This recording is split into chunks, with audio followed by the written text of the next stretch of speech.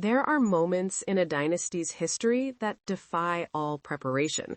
Moments when the carefully constructed walls of privilege and protocol crumble, revealing the raw, human chaos beneath.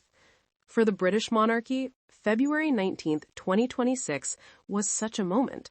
A former prince arrested, and for those who knew the late queen best, a single, haunting thought. Thank God she is not here to see this. Because this story, at its rotten core, is not just about crime and punishment. It is about a mother's love. A love so powerful, so unconditional, that it may have blinded the most scrutinized woman in the world to the monster growing in her own house. Queen Elizabeth II loved her second son, and that love, according to those who watched from the inside, left her blindsided, unable to see or perhaps unwilling to accept the truth that was hiding in plain sight. Welcome back. Let's start with the cold facts of February 19th. At 8 a.m., unmarked vehicles from Thames Valley Police arrived at Wood Farm Cottage on the Sandringham estate.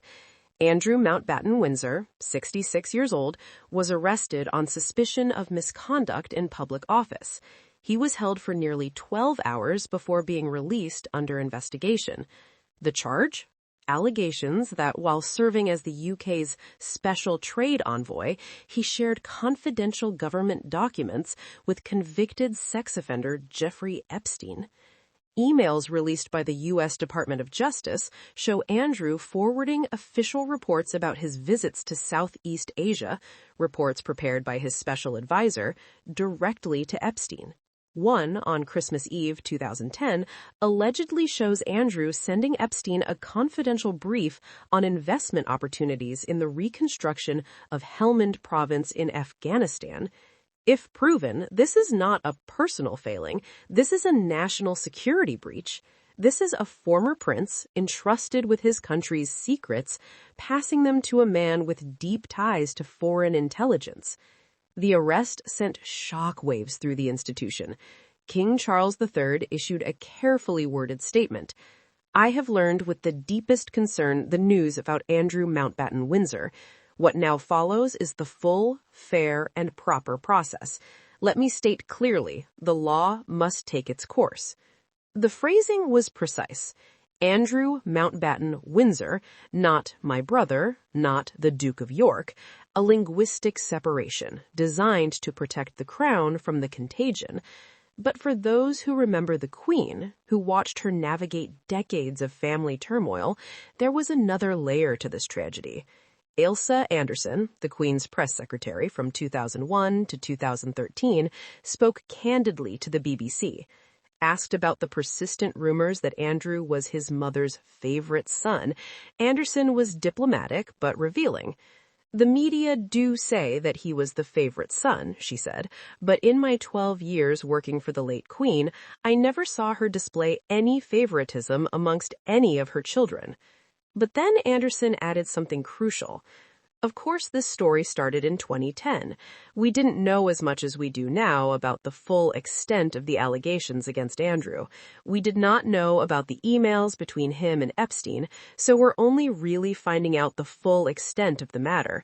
When the late Queen was alive, we did not know the half of it, really. That single sentence captures the tragedy of the Queen's position.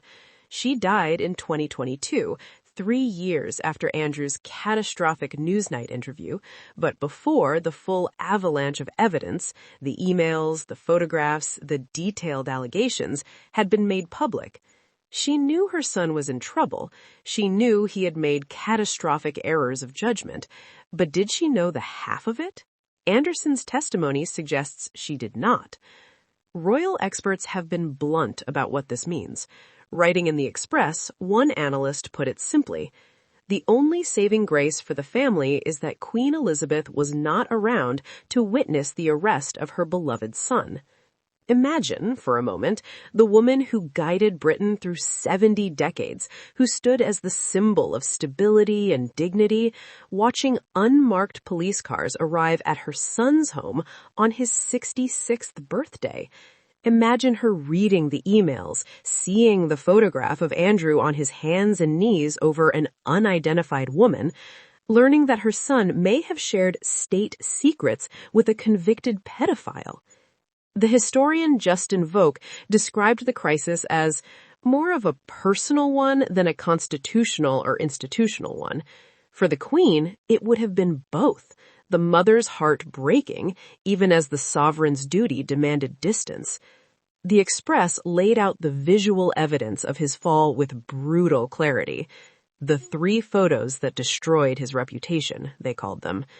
The first, Andrew walking with Epstein in Central Park in December 2010, after Epstein's conviction. The second, Andrew with his arm around Virginia Giuffre, a photo he claimed was fake. The third, released just last month, showing Andrew on all fours over a woman, staring directly at the camera. 3 images, 2 decades, a complete moral collapse captured in pixels. And through it all, her mother's love remained. Royal biographer Ingrid Seward has written extensively about the bond. Andrew was her favorite in the sense that he was the son who made her laugh, who served his country in war, who seemed, for a time, to embody the best of the family's martial tradition. That love, that maternal instinct to protect, may have been the very thing that prevented the Queen from acting sooner, from demanding answers, from cutting ties, from asking the questions that might have revealed the truth.